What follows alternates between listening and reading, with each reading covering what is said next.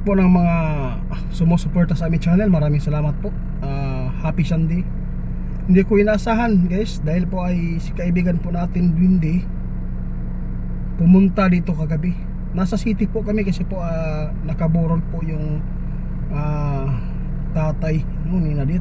Dito po kami ngayon. Ngunit pinuntahan po tayo dahil po ay mayroon pong problema na nakikita yung ating kaibigan. Lalo na napakaraming mga nagpo-post tungkol sa mga bata na kinukuhaan o organ. Pero sa totoo lang guys, malaking tulong po ito, no? Na kung peak man po talaga yung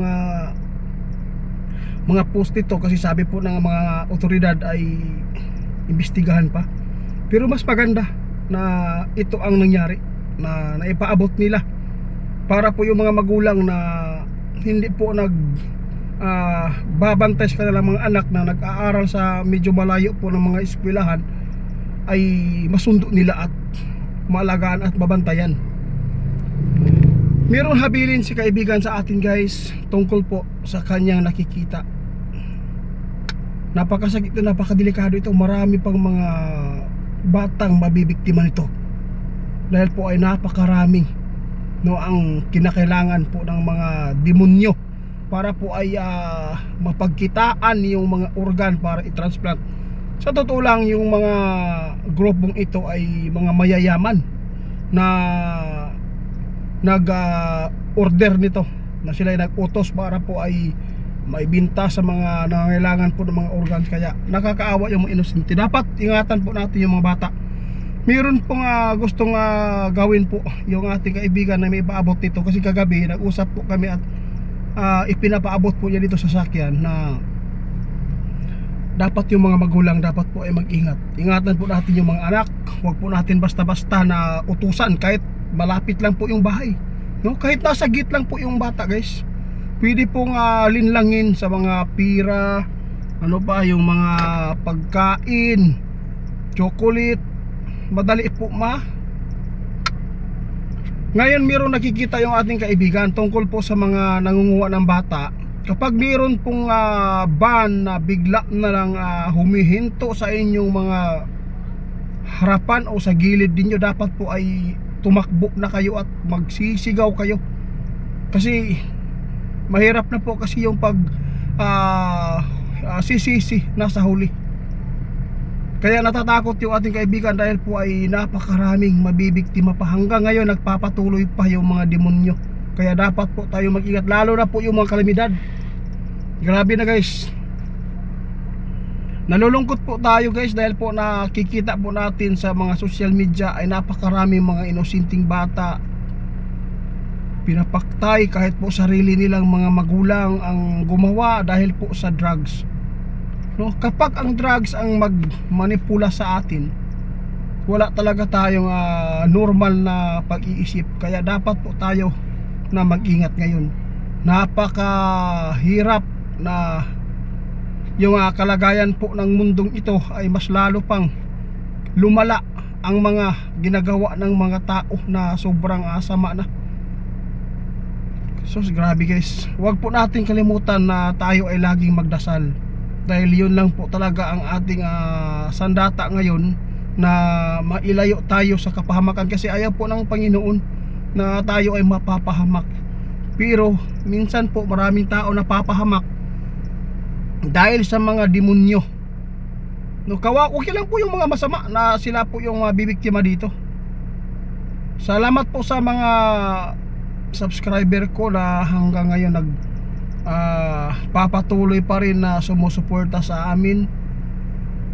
Meron po tayong i-advise po sa inyo guys, kung sakali man na marapatin lang po ninyo, kung yung mga magulang, no, kahit po ay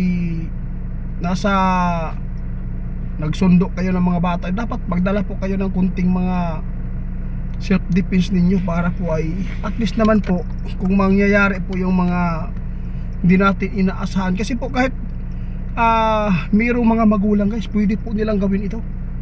Oo. Wag po kayong Kung mayroon man pong magyaya sa inyo na nagbibintad po dyan sa mga naglalako sa kalsada, kahit saan, pag nasalubong ninyo, wag po kayong agad-agad na umamoy po sa mga produkto po nila, kasi hindi po nyo alam na yung produkto na yan ay masamang pakay pala sa inyo. Kapag inyo ang inamoy na, sigurado pag nawalan kayo ng malay.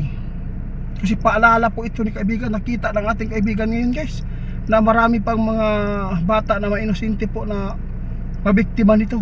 Kung hindi po tayo mag-alerto, dapat po maging alerto po kayo ngayon, kahit po ay hindi pa ipinapaabot po sa mga otoridad ngayon.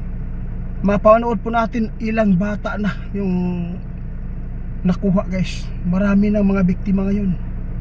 Sana po ay matugunan po natin yung pag-alaga po sa mga bata.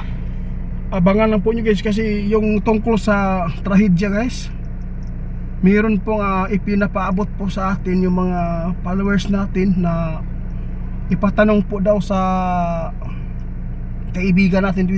Puti na lang po bumisita yung kaibigan natin, itinatanong po natin noong hapon, nag-ask po tayo sa kanila, kasi po may hula po daw na February magaganap, 25 ba yata, February 25 magaganap po daw yung The Big One. Kaya ngayon po itapik natin yan pagkatapos nitong ipinapaabot po natin, kasi nakausap ko si kaibigan, itinatanong po ko po sa kanya kung mangyayari po ba yung The Big One ngayong February 25, kasi marami pong nag-chat po sa atin. Grabe, natatakot po sila. Kaya dapat po talaga na ipaabot po natin ito para po hindi kayo magpanik. Gusto po ninyong malaman ang katotohanan guys, dito po kayo panood sa atin ngayon kung mangyayari po ba yung The Big One ngayong February 2025, para po ay maging alerto po kayo.